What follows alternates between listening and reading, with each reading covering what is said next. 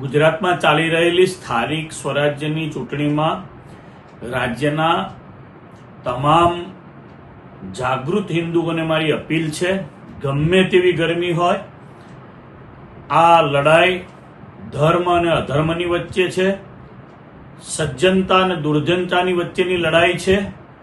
આ લડાઈ હિન્દુ મા બેન દીકરીઓને લવ જિહાદના નામે ફસાવતા વિધર્મીઓની સામેની લડાઈ છે. આ લડાઈને જરા પણ ઓછી ના આંકશો. ઉઠો, જાગો અને મતદાન કરવા દોડો.